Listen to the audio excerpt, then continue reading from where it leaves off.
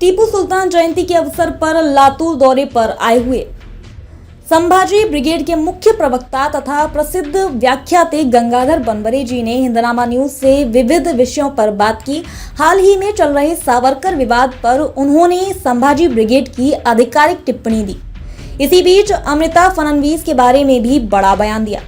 देखिए लातूर से संवाददाता नवाब नासर की ये रिपोर्ट। हिंदनामा में सभी दर्शकों का स्वागत है। मैं हूं आपका दोस्त, आपका होस्ट नवाब नासर। हमेशा की तरह आज हम एक ग्रेट पर्सनालिटी से आपको रूबरू कराने आज आए हैं। आज हमारे साथ एक ऐसी पर्सनालिटी साथ में है जो बहुजन चळवळ के अंदर एक जानी मानी पर्सनालिटी है और जाने माने नेता कार्यकर्ता के तौर पे वो काम करते आए हैं। आज हमारे साथ है पूना की मशहूर और मारूफ शख्सियत श्री गंगाधर बनबरे सर, जो संभाजी ब्रिगेड के राष्ट्रीय प्रवक्ता भी हैं।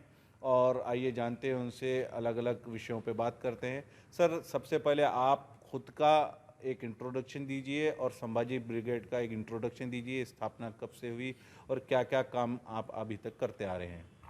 धन्यवाद। हिंदनामा को मैं धन्यवाद देता हूं। मैं गंगाधर बनबरे अभी संभाजी ब्रिगेड का मुख्य प्रवक्ता हूं। मराठा सेवा संघ नाम की संस्था पुरुषोत्तम जी खेड़ेकर साहब ने 1990 में स्थापित की थी। उसी के माध्यम से हमने विविध कक्ष का निर्माण किया, उसमें से संभाजी ब्रिगेड एक कक्ष है। मैं पुणे में रहता हूं और 30 सालों से पूर्णकालीन कार्यकर्ता हूं। मेरे बहुत सारे 20 किताब भी है। भारत में जो जिस तरह का विकृतवादी विचारधारा, ब्राह्मणी आइडियोलॉजी का जो विषमतावादी यहाँ पर प्रोग्राम या आंदोलन चल रहा है, उस आंदोलन के खिलाफ समतावादी विचारधारा का प्रचार प्रसार करना यह हमारा मेन मिशन है। जिस तरह से यहाँ पर दंगे फसाद कराए गए, हिंदू मुस्लिम चाहे दलित सवर्ण हो, भाषा प्रांत धर्म और बहुत सारे ऐसे कुछ मुद्दों पर यहाँ पर हमेशा गर्मा गर्मी रही और कुछ दंगे फसाद करने की कोशिश ये ब्राह्मणवादी संगठन करते आए हैं। उनके खिलाफ हम समता का आंदोलन चलाने वाला संगठन चल रहे हैं। अभी जो संभाजी ब्रिगेड हम राजकीय परिप्रेक्ष्य में 2016 से काम कर रहे हैं और जो यहाँ का जो बहुजन समाज का सर्वधर्मीय सर्वजातीय शोषित युवा वर्ग को हम प्रबोधित राजसत्ता में लाने की कोशिश, यह हमारा पहला प्रयास है। इस तरह से हमारी अभी अच्छी तरह से वाटचाल चालू है। तो सर, आप जैसा बताएं कि विषमता वाले राजकारण को ख़त्म करने और नफ़रत की राजनीति को ख़त्म करना यह आपके मिशन का एक हिस्सा है। तो आप ये बताइए कि जो आज के तारीख में आज जो करंट मुद्दा चल रहा है कि स्वतंत्र वीर सावरकर जी के बारे में एक स्टेटमेंट दिया है राहुल गांधी जी ने भारत जोड़ो यात्रा के दरमियान, उसके ऊपर संभाजी ब्रिगेड का ऑफिशियल स्टैंड क्या है? आप क्या सोचते हैं उसके बारे में, और ये पूरे कंट्रोवर्सी के बारे में आप क्या कहेंगे? आपका कमेंट क्या रहेगा? अभी 2 दिन पहले राहुल गांधी जी का एक स्टेटमेंट आया है, जो उनकी यात्रा चल रही है अभी भारतवर्ष में। उसमें उन्होंने जो सावरकर जी ने अंग्रेज़ों को माफ़ीनामा लिखा था, उसका एविडेंट देके उन्होंने उस माफ़ीनामे की कॉपी प्रेस में दिखाई थी। उस पर बहुत बड़ा बवाल मच गया है। अभी यहाँ का जो ब्राह्मणी मीडिया है और जो भी लेखक है, साहित्यकार है, उनके संगठन हैं, 2-4 दिन से बहुत अलग अलग बातें बहस कर रहे हैं। आपकी जानकारी के लिए मैं बता दूं कि जो राहुल गांधी ने कहा है वो सच कहा है, उसमें कोई झूठी बात नहीं है। जो माफ़ीनामे अंग्रेज़ों को सावरकर ने लिखे थे वो तो झूठ नहीं है, उसके ऊपर चर्चा कम हो रही है और बोलने वाले के चरित्र हनन करने का ज़्यादा प्रयास हो रहा है। उसका जवाब कोई नहीं दे रहा है। तो हमारा मानना, हम तो 30 साल से ये बताते आ रहे हैं कि यहाँ का जो इतिहास लिखा गया वो बहुत गलत तरह से लिखा गया। पहले तो ब्रिटिशों के खिलाफ जो आंदोलन करने वाले यहाँ के, चाहे हिंदू हो या जो मुसलमान हो, चाहे हर जात से कोई आया हो, आज आदिवासी हो, बहुजन समाज से जिन लोगों ने अंग्रेज़ों के खिलाफ लड़ाई लड़ी, उसका तो कोई जिक्र नहीं हुआ, उसका इतिहास भी लिखा नहीं गया। और जो वीर भी नहीं थे, जिनका आंदोलन में उतना सहभाग भी नहीं था, ऐसे वीरों को यहाँ पर क्रांतिवीर, स्वातंत्र्य वीर बताया गया, जो असल में नहीं थे। इस पर हम 30 साल से प्रबोधन कर रहे हैं। क्रांति सिंह नाना पाटिल है, यहाँ पर जो भी महात्मा ज्योतिराव फुले ने इस ऊपर बहुत अच्छी तरह से उन्होंने कहा है कि 1857 का जो स्वातंत्र्य समर हुआ था वो स्वातंत्र्य समर नहीं था, वो भट्ट पांड्याचे बंड, ऐसा शब्द, इस तरह का शब्द इस्तेमाल महात्मा ज्योतिराव फुले ने किया है। तो संभाजी ब्रिगेड का मानना है कि सावरकर कोई क्रांतिवीर नहीं थे, उस पर बहस करने की भी कोई ज़रूरत नहीं है। अब जो लोग उत्तर दे रहे हैं, मैं सुन रहा हूँ कल से कि बीजेपी के खेमे से कुछ उत्तर आ रहे हैं कि वो कुछ उनकी राजनीति थी, इसलिए उन्होंने इस तरह के पत्र ब्रिटिशों के लिखे। हम कुछ तौर के लिए मान भी लेंगे कि सावरकर जी की राजनीति थी, तो ब्रिटिशों के साथ वो राजनीति के तौर पर उन्होंने पत्र लिखे। जब ब्रिटिशों ने उनको रिहा कर दिया तो 1967 तक वो जिंदा थे। 47 को भारत स्वतंत्र हुआ, मगर 1937 के बाद वो ब्रिटिशों के कब्जे से मुक्त थे। मगर जो भी यहाँ महात्मा गांधी का क्वाइट इंडिया आंदोलन हो, चाहे सुभाष बाबू का आंदोलन हो, जो भी आंदोलन यहाँ हुए, उसमें सावरकर जी का क्या योगदान है ये तो कोई बता नहीं रहा है। अगर वो उनकी पॉलिसी थी, वो उनकी राजनीति थी, तो उसके बाद उन्होंने स्वतंत्र संग्राम में आंदोलन में सहभाग क्यों नहीं लिया, यह हमारा सवाल है। और जो आरएसएस वाले अभी कह रहे हैं कि वो स्वातंत्र्य वीर थे, तो क्या आरएसएस खुद कभी स्वातंत्र्य लड़ाई में थी, यह हमारा पहला सवाल है। इस तरह से बहुत गलत से यहाँ इतिहास लिखा गया। और जो असली हकदार है, जिन्होंने आंदोलन चलाया, क्रांतिवीर है, जिन्होंने अपना बलिदान दिया, अपनी जान न्यौछावर कर दी अपने राष्ट्र के लिए, उनका तो कोई जिक्र नहीं हुआ है। और इस तरह के गलत इतिहास को सुधारना, यही हमारी आज की पहली अहमियत होनी चाहिए। इस तरह से हम प्रयास कर रहे हैं। जैसा कि आपने बताया कि सावरकर जी ने जब रिहा हुए वो अंग्रेज़ों के जेल से और अंडमान निकोबार से जब वो रिहा हुए, वो रिहा होने के बाद उन्होंने किसी भी स्वतंत्र चळवळ में उन्होंने साथ नहीं लिया। जैसा आपने भारत छोड़ो आंदोलन की बात की और दूसरे भी आंदोलनों की बात की, और पेंशन लेते रहे, और पेंशन लेने के एवज़ में उन्होंने किसी चळवळ में भाग नहीं लिया, ये आप आरोप लगा रहे हैं? नहीं, ये सत्यता है, ये उनके लिखान में ही लिखा गया है। जो इतिहासकारों ने इतिहास लिखा है कि ऐसा राहुल गांधी ने भी कहा है। आज बीजी कोळसे पाटिल का अभी आज स्टेटमेंट आया है कि वहाँ उनके जो कई एविडेंस है कि दिखाए वो कि क्या उसके बाद 37 के बाद कौन से आंदोलन में सावरकर थे, कहाँ छुपे रहे थे, 66 तक अगर जिंदा थे तो कौन सा आंदोलन उन्होंने किया। अगर ब्रिटिशों के खिलाफ उनकी लड़ाई थी तो ब्रिटिश उनको पेंशन क्यों दे रहे थे। ये सवाल उठाना कोई जातिवाद नहीं है, ये कोई धर्मवाद नहीं है, ये सच्चाई की लड़ाई है। अगर कोई ब्राह्मण देश के लिए लड़ता तो सही प्रमाण देकर इतिहास लिखो, उसका हम स्वागत करेंगे। और जो लड़ाई नहीं, कभी वीर भी नहीं था, उसके बारे में केवल अपनी समाज की जात की अवधारणा समाज में बिठाने के लिए गलत इतिहास अगर आप लिखोगे तो उसका अभी तो हम पढ़े लिखे हो चुके हैं, बच्चे पढ़ रहे हैं, शिक्षा का ज्ञान हो गया है, नॉलेज आ गया है, तो उसकी चिकित्सा करना कोई बुरी बात नहीं है। ये आरोप नहीं, सत्यता है। अच्छा, तो सर जब आप बता रहे हैं कि आपका इतना अच्छा पॉलिसी प्रोग्राम है, संभाजी ब्रिगेड का इतना अच्छी विचारसरणी है, तो फिर संभाजी ब्रिगेड या फिर आपकी पेरेंट जो ये है जैसे कि मराठवाड़ा सेवा संघ, मराठा सेवा संघ, तो इसके प्रति मराठा समाज में भी बहुत उदासीनता पाई जाती है और मराठा समाज के जो युवा है वो ज़्यादा जुड़े हुए नज़र नहीं आते। ऐसा क्यों रहा है? आपको लगता नहीं कि संभाजी ब्रिगेड कहीं कम पड़ रहा है? नहीं, आपकी बात 100% सही नहीं है। अभी अगर आप 20-25 साल या 20 साल की पहले की बात अगर आप देख चुके हो तो महाराष्ट्र में जहाँ भी हिंदू मुसलमान दंगे होते थे, दलित सवर्ण दंगे होते थे, कोई भी प्रॉब्लम निकाला जाता था और वहाँ पर दंगे प्रसाद गढ़ाए जाते थे। मगर मराठा सेवा संघ ने जो प्रबोधन किया, उस माध्यम से अब लोगों के, मराठा कुंभी समाज के जो युवा वर्ग है, उनके हाथों का पत्थर हमने निकाल दिया है, उनके हाथ में हमने किताब दिया है। शिवराज शाहू फुले अम्बेडकर की विचारधारा हमने उनको सौंप दी है, इसलिए अभी कोई दंगा प्रसाद नहीं होता। कितना ही ब्राह्मणवादी मीडिया लोग, चाहे आरएसएस के लोग, कोई दंगा फसाद कराने की कोशिश करता है तो हमारे लोग अभी तैयार नहीं हो सकते।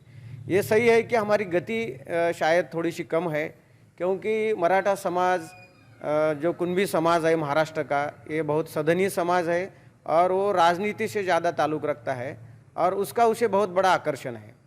और इस राजनीतिक आकर्षण से बाहर निकालकर उसको सामाजिकीकरण में लाना, ये हमारे लिए बड़ी चुनौती थी। तो हमने मराठा सेवा संघ संभाजी ब्रिगेड के माध्यम से प्रबोधन करके नए युवकों को हमने बाहर निकाला है और उनकी अभी अच्छी हमारी यहाँ पर सोच है, हमारे विचार लोगों ने स्वीकार किया है और हम ज़रूर एक दिन सक्सेस हो जाएंगे। ये ब्राह्मणी चंगुल से हम हमारे लोगों को निकालेंगे और हम ये प्रयास भी कर रहे हैं कि ज़्यादातर लोग इस मिशन में आए। कुणबी मराठा समाज जो देहातों में है ज़्यादातर वो खेतीहर है और वहाँ प्रबोधन की कमी है, संसाधन हमारे पास कम है।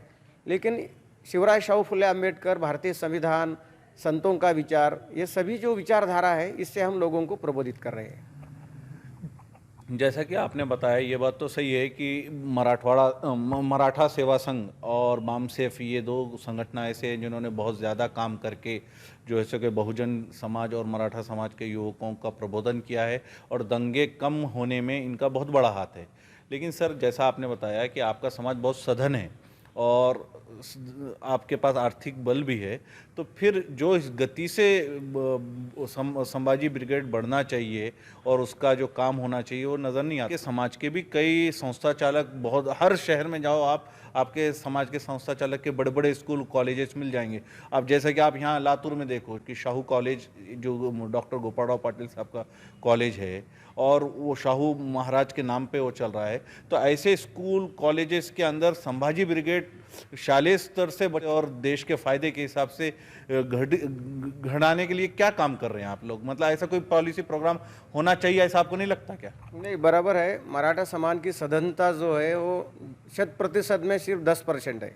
अच्छा। और वो जो लोग हैं जो राजनीति में हैं और शिक्षा की व्यवस्था में कुछ लोग आ चुके हैं, जैसे पतंगराव कदम है, DY पाटिल है, कमल किशोर कदम है, यहाँ से देशमुख जी है, और ये जो लोग जिनके हम नाम लेते हैं वो लोग, वो कोई पूरे मराठा समाज का वो चेहरा नहीं है।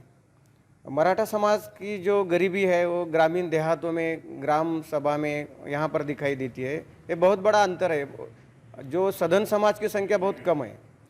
हम जो प्रयास कर रहे हैं कि अभी मराठा समाज चाहे बहुजन समाज की कोई भी व्यक्ति हो, वो व्यक्तिगत तौर पर अपनी संस्था का नाम बढ़ाती है, व्यक्तिगत काम करती है। और RSS जैसे जो संगठन है, ब्राह्मणवादी संगठन है, वो संस्था के नाम पर अपना संगठन चलाते हैं और यही इसमें फ़र्क है। इसलिए हमारे जो मराठा समाज के जो संस्थानिक है, जिनके शिक्षण सम्राट है, वहाँ काम करने में हमें बहुत अड़चन आती है। वो व्यक्तिगत तौर पे आते हैं, समाज के तौर पे वो कभी नहीं होते, वहाँ विचारधारा का अभाव रहता है। लेकिन हम ज़रूर प्रयास कर रहे हैं कि ये शिक्षण संस्था में अच्छी शिक्षा दी जाए और फुलेशाह अम्बेडकर, शिवाजी महाराज की विचारधारा का प्रचार प्रसार हो। मगर हमारी गति कम है, हमें मानना पड़ेगा। मगर हमारे जो भी संसाधन हमारे हाथ में आज है, उस संसाधन पर हम जरूर आगे चलकर काम करेंगे। सर, भांडवलशाही अर्थव्यवस्था जहाँ पर भी अंगीकार ली गई है, जहाँ पे भी उन्होंने उसका पालन हुआ है, वहाँ तो ये होता ही है कि 20% या 10% लोगों के पास 80% पूरा धन शक्ति आ जाती है और बचे हुए 20% धन शक्ति में 80% समाज आता है। ये तो हर समाज के साथ लगा हुआ ही है जहाँ जहाँ भांडवलशाही अर्थव्यवस्था है। लेकिन जब आपके समाज के इतने बड़े बड़े संस्था हैं और आप एक समाज का बेस पकड़ने वाली पकड़ी हुई आपकी ये जो संभाजी ब्रिगेड है, तो इसका उनके ऊपर असर क्यों नहीं हो रहा है कि भाई हमारे समाज की जब ये संस्था है, हमारे समाज की ये संगठन है और ये इतना अच्छा काम कर रहे हैं और हमारे बच्चों को के मुस्तकबिल को और उनके भविष्य को सुधारने का काम कर रहे हैं, तो वो लोग, उनके ऊपर आपका प्रभाव क्यों नहीं पड़ रहा है, ये मैं जानना चाहता हूँ। नहीं, हम कोशिश जरूर कर रहे हैं। मैंने पहले ही बताया कि जो ब्राह्मणवादी संगठन के लोग हैं वो संस्था विचारों के नाम पर चलाते हैं, जो भी उनका कुविचार हो, कुछ जो भी हो। मगर बहुजन समाज के जो भी संस्था चालक है वो खुद के नाम से वो संस्था चलाते हैं, आइडियोलॉजी का उनका कोई लेन देन नहीं है। फिर ये चक्रव्यूह को तोड़ेंगे कैसा? ये चक्रव्यूह को तोड़ने के लिए हमें समाज को शिक्षित करना होगा, प्रबोधित करना होगा, और समाज जब प्रबोधित बन जाएगा तो इनके खिलाफ खड़ा हो जाएगा। राजनीतिक शक्ति जो है अभी ब्राह्मणी मीडिया, मसल पावर उनके हाथ में है। जैसा आपने कहा कि भांडवली शक्ति, हम कहते हैं कि अभी भारत में जो है भांडवलवादी, ब्राह्मणवादी, ये सब एक हो चुके हैं। और अभी लोग हम भांडवलवाद की भाषा करते हैं लेकिन ब्राह्मणवाद को छोड़ देते हैं। और जो हमारे पास संपत्ति आती है वो संपत्ति का विनियोग किस तरह से करना चाहिए, उसके लिए विचार की ज़रूरत होती है। मगर बहुजन समाज का आदमी पैसा तो कमाता है, मगर ब्राह्मणी पुरोहितशाही का हस्तक होने के कारण वो अपने समाज की ओर नहीं देखता, वो उसी व्यवस्था का हस्तक बन जाता है। और हमारी अभी लड़ाई जो है, एक तरफ हमें ब्राह्मणी खिलाफ दिखते हैं, मगर पहले तो हमारे धन शक्ति वाले, कुविचार वाले लोगों के साथ हर बहुजन समाज को लड़ना पड़ता है। यही हमारी एक आगे की स्ट्रैटेजी होनी चाहिए। इन लोगों को अगर प्रबोधित करना हो, में लाना हो, तो समाज को प्रबोधित करना होगा। वही हम आज काम कर रहे हैं।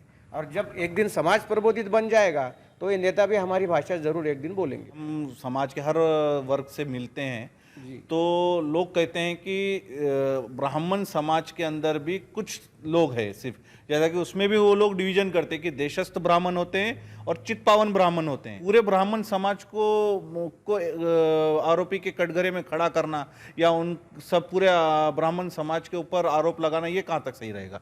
आप इसके ऊपर आपका क्या मतलब, ये देशस्थ ब्राह्मण और चित्पावन ब्राह्मण ये क्या है, ये थोड़ा दर्शकों को आप समझाइए। जैसा कि आप एक इतिहास संशोधक भी है तो आप बेटर समझा सकते हैं। नहीं, वो इसमें एक प्रोपोगंडा की चाल है। इस तरह का सवाल भी पैदा होना एक ब्राह्मणी मीडिया का प्रोपोगंडा है, सब झूठ है।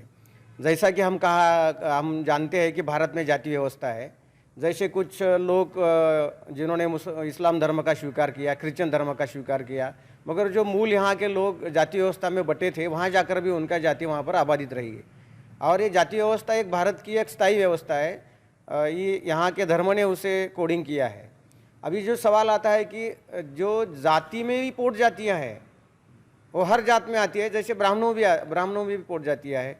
मगर ऐसा है कि जब ब्राह्मण के हित के खिलाफ कोई घटना घटती है तो सब पोट जाति मिलकर एक हो जाते हैं और उनके लिए वो अपने समाज के लिए खड़े हो जाते हैं, उतने वो प्रबोधित है। इसलिए उनमें कोई भेदभाव करना ये हमारे जहन की बात नहीं है, चाहे देशस्थ हो, कोकणस्थ हो।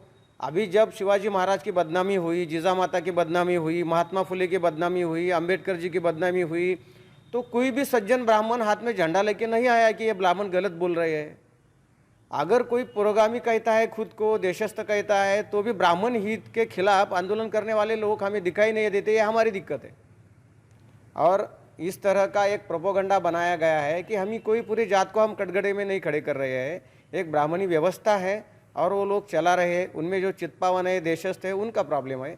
मगर बहुजन समाज के हित के लिए या ब्राह्मण के हित की जब बात आती है तो उनके सब पोटभेद मिटकर एक ब्राह्मण अखिल एक हो जाता है। ऐसा कहा जाता है कि अगर पूना का ब्राह्मण छींकता है तो नासिक का ब्राह्मण नाक पोंछ लेता है। ये उनकी एकता है और ये अभी बहुजन समाज में नहीं आई है। अच्छा सर, आप एक इतिहास संशोधक है और ज़्यादा इस विषय पे ये नहीं लिखा गया कि छत्रपति शिवाजी महाराज ने भी जब स्वराज्य की स्थापना की उस वक्त भी उनको तकलीफ़ मिली थी। तो आप संशोधक होने के नाते थोड़ा इतिहास के दाखले दे के हमको समझाइए कि शिवाजी महाराज को भी ये जो वर्ण व्यवस्था के जो लोग हैं उन्होंने कैसा तकलीफ़ दी और उनको क्या बाधा पहुंचाने की कोशिश की थी। ऐसा है कि छत्रपति शिवाजी महाराज अपने देश के एक ऐसे महान राजा है कि जिन्होंने यहाँ पर स्वराज्य का निर्माण किया और यहाँ के सारे बहुजन समाज को ही नहीं बल्कि सभी हिंदू, मुसलमान, क्रिश्चियन, चाहे जो भी धर्म के लोग हो, उनसे परहेज होकर सभी को स्वराज्य की विचारधारा लेकर, सभी को साथ लेकर शिवाजी महाराज ने स्वराज्य को बनाया। अब छत्रपति शिवाजी महाराज 7 जून 1674 को उनका राज्याभिषेक हुआ। अभी यहाँ पर हिंदू, जिसे हम ब्राह्मणी धर्म कहते हैं, असल में उसको हिंदू नाम दिया गया है। ब्राह्मणी धर्म के अनुसार उनका कहना है कि ये जो कलयुग शुरू हुआ है उसमें कोई क्षत्रिय नहीं बचा, शूद्र और ब्राह्मण 2 ही वर्ण रह चुके हैं और ब्राह्मणी शास्त्रों के अनुसार शूद्र को राजा बनने का कोई हक नहीं है। अभी जो यहाँ पर मुसलमान राजा बन सकता है, क्रिश्चियन राजा बन सकता है, पारसी राजा बन सकता है, ईसाई राजा बन सकता है, फ्रेंचेस राजा बन सकता है, कोई भी राजा बन सकता है, मगर कोई हिंदू राजा नहीं बन सकता। और शिवाजी महाराज ने अपनी तलवार के बलबूतों पर यहाँ पर एक स्वराज्य की नींव रची और खुद का राज्याभिषेक करने का ऐलान किया। तो यहाँ के ब्राह्मण धर्मशास्त्रीकारों ने उनका प्रतिबंध किया कि शूद्र को राजा बनने का अधिकार नहीं है। कोई भी उनका राज्याभिषेक करने के लिए तैयार नहीं था। जैसा कि शिवाजी महाराज अपना राज्य बना रहे थे, उस वक्त कितने ब्राह्मणों ने शिवाजी महाराज का साथ दिया।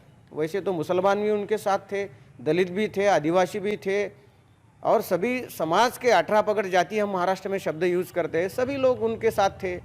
मगर ब्राह्मण क्यों उनके खिलाफ थे, इसका अगर हम अच्छी तरह से सोचते हैं तो ब्राह्मणी धर्म के अनुसार उन्होंने शिवाजी महाराज का हर कदम विरोध किया। राज्याभिषेक को विरोध करना कोई छोटी बात नहीं थी। शिवाजी महाराज जब राजा बनने जा रहे तो कोई मुसलमान ने नहीं विरोध किया, कोई बौद्ध ने, ईसाई ने, दलित ने, आदिवासी ने विरोध नहीं किया। ब्राह्मण ने विरोध किया क्योंकि धर्मशास्त्र के अनुसार शूद्र को राजा बनने का अधिकार नहीं है। तो ये बात तो हो गई इतिहास की। तो सर अब आप ये बताइए कि संभाजी ब्रिगेड या मराठा सेवा संघ का आगे की आने वाली नई मतलब क्या कौन सी पॉलिसी प्रोग्राम है, और आप ये विषमता के राजकारण से लड़ने के लिए आएंगे, ये चढ़वड़ रखेंगे, ये चढ़वड़ रखेंगे, ये और इस तरीके का आंदोलन रखेंगे, यंगस्टर के लिए ये रखेंगे, महिलाओं के लिए ये रखेंगे, तो ऐसा कुछ है क्या? ये थोड़ा मतलब रोड मैप बताइए आपके नहीं, संगठन। बराबर है कि अभी जो ये तो इतिहास की बातें हो गई, मगर जब तक इतिहास के जो वाद विवाद है, संघर्ष है, ये जब तक हम नहीं मिटा सकते, वर्तमान का संघर्ष खत्म नहीं होगा। पुराणों का संघर्ष है, इतिहास का संघर्ष है। अगर इतिहास हो चुका है तो अफजल खान और शिवाजी महाराज की तस्वीर लगाने के बाद दंगे क्यों होते हैं? और पुराणों के पुरुषों पर जब बातें होती है, जय परशुराम बोलने के बाद संघर्ष क्यों खड़ा हो सकता है? और परशुराम के बारे में बताया गया है कि उन्होंने क्षत्रियों को मार डाला, यहाँ के बहुजनों को मार डाला।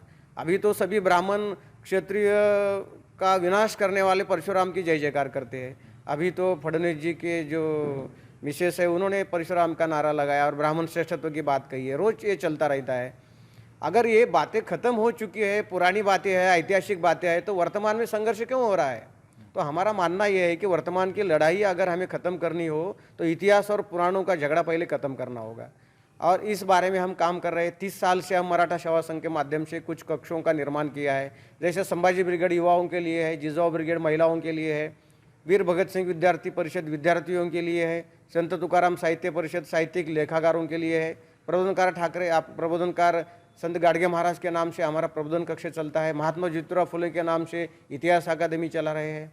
सभी वर्ग के ज्ञानी लोग जो बहुजन समाज के हैं, वो अपना समय और पैसा और ज्ञान समाज के उन्नति के लिए देना चाहिए, ऐसा हमारा मानना है। पे बैक टू सोसाइटी एक हमारी कंसेप्ट है। सर, मेन स्ट्रीम मीडिया में आज तक आपने क्या योगदान क्यों नहीं दिया? मतलब क्योंकि आजकल सब चीज़ तो मीडिया के हाथ में है ना, क्योंकि ये नए नए विचार, जैसा कि आपने बोले कि ये विवाद आ रहा है, वो विवाद, ये विवाद जानबूझकर निकाला जा रहा है, और जो वर्तमान के जो देश के सामने बड़े बड़े जो संकट खड़े हैं, जैसा आज रुपये की हालत डॉलर के मुकाबले में क्या हो गई आप देखो, चीन ने जो वहाँ पे घुसखोरी करी है उसकी क्या हालत है आप देखो, आम इंसान की ज़िंदगी किस महंगाई के दौर से गुजर रही है आप देखो।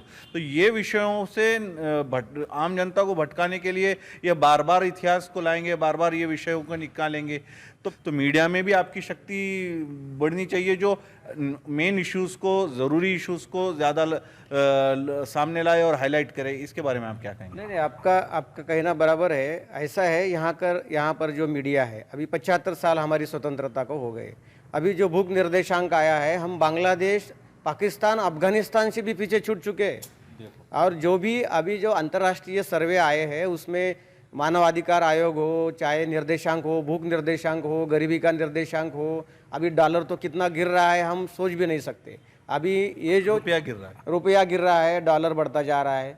अभी यहाँ पर 2014 के बाद जो मोदी जिस तरह से सत्ता में आए, जैसे कि नोटबंदी हो गई, जीएसटी हो गया, जो नए नए कानून लाए गए, जो किसानों के खिलाफ है, बहुजनों के खिलाफ है, जिस तरह का बैंकों का निजीकरण हो रहा है, शिक्षा में से सरकार बाहर पड़ रही है, रेलवे बेची जा रही है, और सभी जो पैसा है वो भांडवलदारों को कब्जे में जा रहा है, अदानी अंबानी की संपत्ति बढ़ रही है, इस ऊपर कोई चर्चा करने के लिए मीडिया तैयार नहीं है। मीडिया सिर्फ सावरकर वीर थे कि नहीं, क्या हिंदुओं ने ये किया, क्या मुसलमानों ने ये किया, क्या मस्जिद पर भोंगा होना चाहिए कि नहीं, क्या मंदिर बनाना चाहिए कि नहीं, इस पर लगा हुआ है। अभी दुर्दैव की बात यह है कि यहाँ का जो मेन स्ट्रीम मीडिया है, चाहे प्रिंट मीडिया हो, इलेक्ट्रॉनिक मीडिया हो, वो सब राज्यकर्ताओं ने खरीद लिया है, और वो तो कभी हमारी बात रखते ही नहीं है। देहातों में क्या चल रहा है, गरीबी की क्या हालत है, किसानों क्यों आत्महत्या कर रहे हैं, इस पर तो कोई चर्चा नहीं हो रही है। अभी तो शिक्षा कोई ले ही नहीं सकता, इतनी शिक्षा महंगी हो रही है। अभी निजीकरण हो गया है, पूरी शिक्षा की नई नीतियाँ RSS ने लगा दी है, अब कोई हम पढ़ भी नहीं सकते हैं। और इतनी महंगाई बढ़ चुकी है कि अब अभी जिंदा रहने के लिए आदमी के लिए कोई संधि भी उपलब्ध नहीं हो रही है। और ये जो 75 साल के बाद स्वतंत्रता के, ये अगर ये अमानुष परिस्थिति भारत की है, तो इस पर मीडिया प्रबोधन नहीं कर रहा है, क्योंकि उसको खरीद लिया गया है सरकार का। अभी अपवाद से जो सोशल मीडिया है, छोटे छोटे लोग हैं, आपके जैसे छोटे चैनल है, वो काम कर रहे हैं, अभिनंदन के लिए पात्र है, मगर हमारी शक्ति बहुत कम है। मीडिया के भरोसे पर हम नहीं जा सकते, कारण मीडिया उनका है, वो मन की बात बताएंगे, मोदी जी को बताएंगे। अभी हाल की बात है, जिस तरह से राहुल गांधी की यात्रा चल रही है, जो जनसैलाब उमड़ा हुआ है, क्या वही मीडिया पर मेन स्ट्रीम मीडिया दिखा रही है? क्यों नहीं दिखा रही है? अगर इतनी पब्लिक नहीं दिखा रही है तो आरएसएस के लोग, मोदी जी के प्रोग्राम, ये सभी प्रोपेगेंडा डाइल्यूट करके लोगों को गुमराह किया जा रहा है। और हमारी छोटे छोटे लोगों की ये जवाबदारी, जिम्मेदारी है कि इसके खिलाफ प्रबोधित लोगों को खड़ा करें। तो ये थे गंगाधर बनबरे सर, जिन्होंने हर सवाल का बहुत ही स्पष्ट और बेबाकी से हर सवाल का जवाब दिया है। सर एक शुभेच्छा के पात्र हैं कि उन्होंने इतनी बात, अपनी बात को क्लियर और बेबाकी से रखा। लातूर में आके आपको कैसा लग रहा है, और लातूर में जो टीपू सुल्तान जयंती के मौके पे आपका व्याख्यान है, यहाँ पे आके आपको कैसा लग रहा है? आज मैं लातूर में आया हूँ। यहाँ पर टीपू जन्मोत्सव समिति के माध्यम से मुझे आज एक प्रबोधन व्याख्यान के लिए बुलाया गया है, इसलिए मैं लातूर में आया हूँ। अभी मैं लातूर हमेशा आता हूँ। यहाँ पर इस तरह के मराठा सेवा संघ के माध्यम से, बहुत सारे संभाजी ब्रिगेड के माध्यम से, बहुत सारे कॉलेजों में मेरे प्रोग्राम हो चुके हैं। और पहले मैं इस तरह के जयंती समारोह में भी सहभागी हो चुका हूँ, इसलिए वो बहुत मुझे अच्छा लग रहा है। यहाँ नए लोगों से आज मेरी मुलाकात हो गई। अभी मैं जो नए लोग हैं, जो युवा लोग हैं, उनको मैं संदेश देना चाहता हूँ कि ये जो राजनीति जिस तरह की धर्मवाद, जातवाद की हमारे देश में चल रही है, मूल तत्ववाद जो है वो ब्राह्मणिज्म का ही एक भाग है, चाहे वो कौन सा ही रिलीजन हो। ऐसे मूल तत्ववाद को नकारना हमें चाहिए। और हमें जो आज की लड़ाई है वो ज्ञान की लड़ाई है, और हमें ये ज्ञान की लड़ाई में अगर हमें सम्मिलित होना हो तो हमारे शिक्षा के लक्ष्य पर हमें केंद्रित होना होगा। पत्थर और बम फेंककर हमें किताब और लेखनी का हमें सहारा लेना होगा। जिस तरह से यहाँ पर शिवाजी महाराज से पहले से, बुद्ध से, महावीर से लेकर महात्मा ज्योतिराव फुले, फातिमा बी शेख, चाहे एक संत कबीर हो, या सूफी, वारकरी, जो भी मिशन यहाँ पर चले समाज को संगठित करने के लिए, उन विचारधारा को हमें समझना चाहिए। और इस विषमतावादी, ब्राह्मणवादी, भांडवलवादी व्यवस्था, जो आरएसएसवादी व्यवस्था पूरी तरह से भारत पर हावी हो चुकी है, और लोकशाही के नाम पर हिटलरशाही चल रही है, हम सभी को एक होकर उनके खिलाफ लड़ना होगा, तो हम बच सकते हैं। इसके लिए मैं आह्वान करूंगा कि हमें इस प्रबोधित लड़ाई को साथ दें। धन्यवाद।